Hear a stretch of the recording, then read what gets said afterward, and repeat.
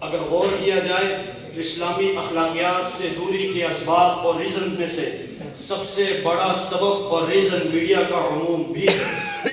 بہرحال میڈیا اس ذریعہ اور وسیلہ کو کہا جاتا ہے جس کے ذریعے سے انسان اپنی سوچ، اپنے نظریات اور عقائد دوسروں تک پہنچاتا ہے۔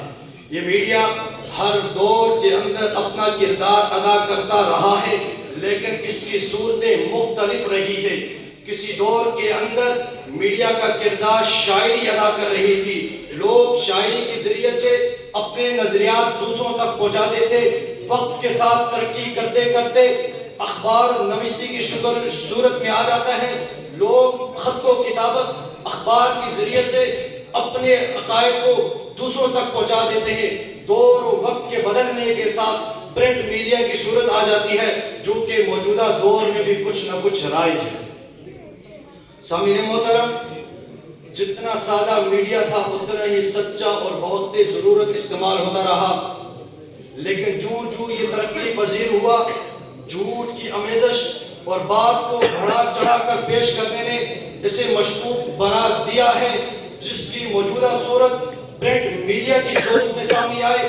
اب میڈیا ترقی کی سیڑھیوں کو عبور کرتا ہوا چلا جاتا ہے، ریڈیو کی شکل اختیار کر لیتا ہے، لیکن ساتھ ساتھ ایک میوزک جیسی مہلک بیماری بھی آتا ہے، جو کہ اسلامی اخلاقیات کے زوال کا ایک اہم سبب ہے۔ سامعین محترم، اب جب میڈیا عروج پہ پہنچ چکا، الیکٹرانک میڈیا کی شکل اختیار کر لیتا ہے، سوشل میڈیا ہر نوجوان کے ہاتھ کا کھیل بن چکا ہے۔ اس میڈیا کی خصوصیت یہ ہے کہ منٹوں کے اندر بات کو دنیا کے ایک کونے سے دوسرے کونے تک پہنچا دیتا ہے، اور اس کی خامی یہ ہے کہ یہ غیروں کا اعلیٰ کار بن چکا ہے، یعنی ہے تو تیز رفتار پیغام رسانی میں سہولت، لیکن غلام ہے۔ اس کی موجودہ صورت پاڑا چنار کے مسلمانوں کی دیکھ لو، کس طرح ہمارا میڈیا ان ظالموں کو مظلوم، مظلوموں کو ظالم بنا کر پیش کر رہا ہے۔ یہ دودھ کو پانی اور پانی کو دودھ ثابت کرنے میں مہارت رکھتا ہے، جس کی نظروں کے سامنے کٹتی ہوئی گردنیں، بہتا ہوا خون، پھٹی ہوئی زندگیاں، شہید ہوتے ہوئے قرآن آ ہی نہیں رہے ہوں، تو اسلامی اخلاقیات سے یہ بڑا سبب اور منافقت ہے۔ سامعین محترم، اب جب میڈیا عروج پر پہنچ چکا تو اسلامی اخلاقیات کا جنازہ نکلنا بعید رہا ہی نہیں۔ کل تک جس نوجوان کے ہاتھ میں قرآن اور تلوار جیسی نعمت تھی، آج اس کے ہاتھ میں یہ موبائل آ چکا ہے اور فوش مواد شیئر کرتے ہوئے اپنا وقت صرف کیے جا رہا ہے، جبکہ اسلامی اخلاقیات کا تقاضا تو یہ ہے، کفا بالمرء کذبا ان یحدث بکل ما سمع۔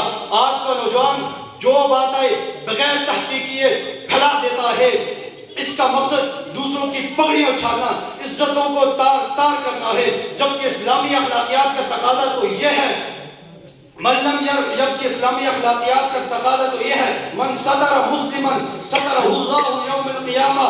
سوشل میڈیا کا بزرگ نوجوان فحاشی اور یعنی پر مبنی ویڈیو سے لطف اندوز ہوئے جا رہا ہے، جبکہ اسلامی اخلاقیات کا تقاضا تو یہ ہے، قل للمؤمنین یغضوا من ابصارهم ویحفظوا فروجهم۔ آج مختلف چینلز پر چلنے والی ویڈیو غیر کی پشت پناہی پر اور جھوٹ پر مبنی ہوتی ہے، جس کی موجودہ مثال فاتحین و مہاجرین شام کو لے لیجئے، کس طرح ہمارا میڈیا انہیں باغی جیسے القابات سے نواز رہا ہے۔ سامعین محترم، سوشل میڈیا کا یوزر نوجوان سیاست کے شوق میں آ کر علماء کے ادب و مقام سے ناشنا ہو چکا ہے، علماء کے مقام کو بھول چکا ہے، جبکہ اسلامی اخلاقیات کا تقاضا تو یہ ہے، من لم یرحم صغیرنا ولم یوقر کبیرنا فلیس منا۔